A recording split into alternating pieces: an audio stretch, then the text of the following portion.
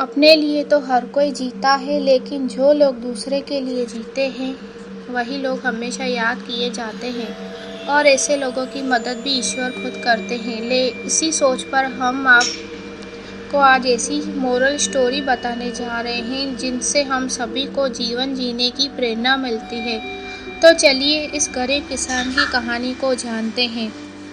नमस्कार दोस्तों, स्वागत है आपका मेरी चैनल ज्ञान सागर में।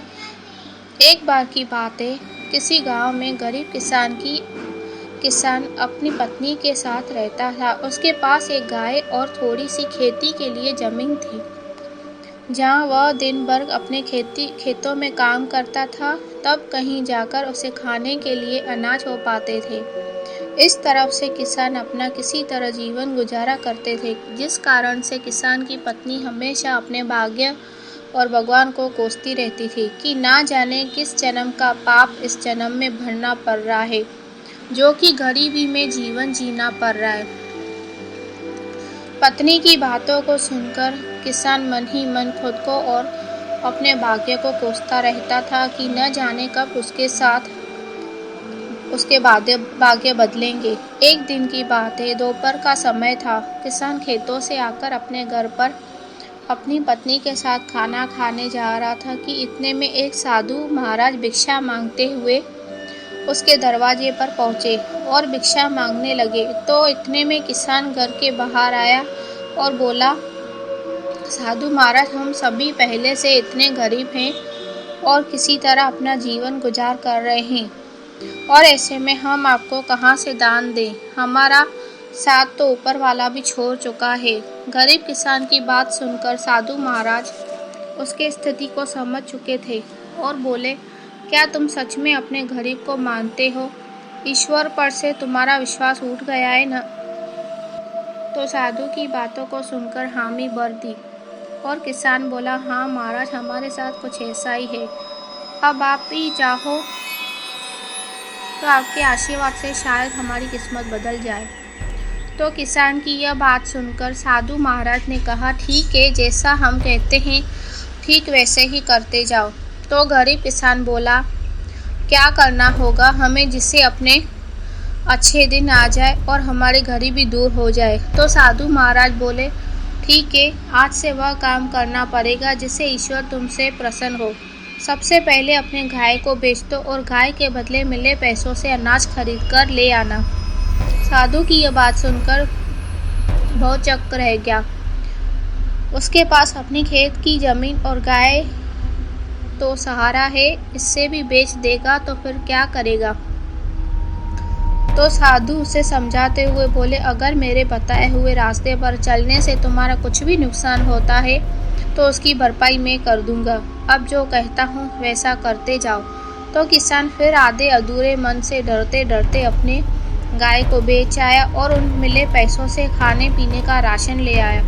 और फिर साधु के कहने पर किसान उसकी पत्नी ने मिलकर भोजन तैयार किए, जिसके बाद वे राहगीर चलते हुए लोगों को बुलाने लगे और भगवान के प्रसाद के रूप में भोजन करने का आग्रह करने लगे।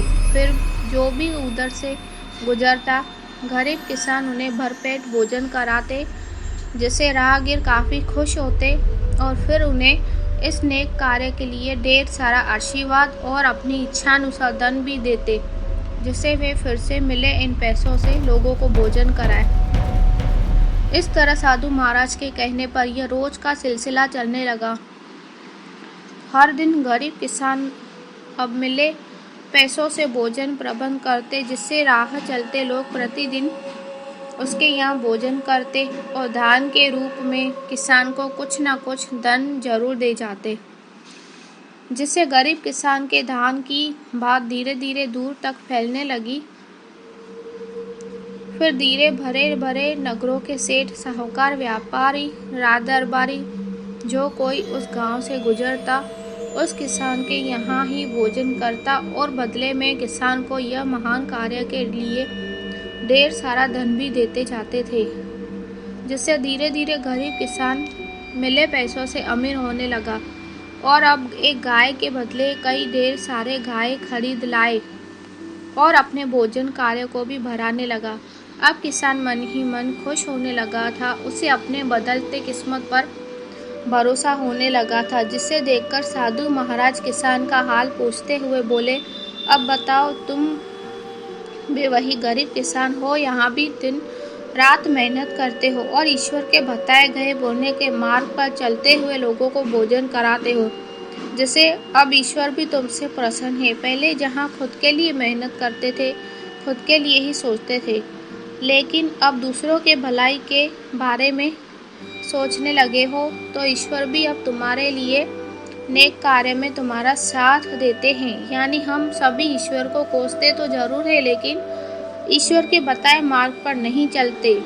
ईश्वर से पाने के लिए हर कोई इच्छा तो जरूर रखता है, लेकिन पहले ईश्वर के आशीर्वाद पाने के लिए खुद को वैसा बनना पड़ता है। यानी हम जैसा करते हैं, हमारे कर्मों के अनुसार हमारे भाग्य का निर्धार होता है।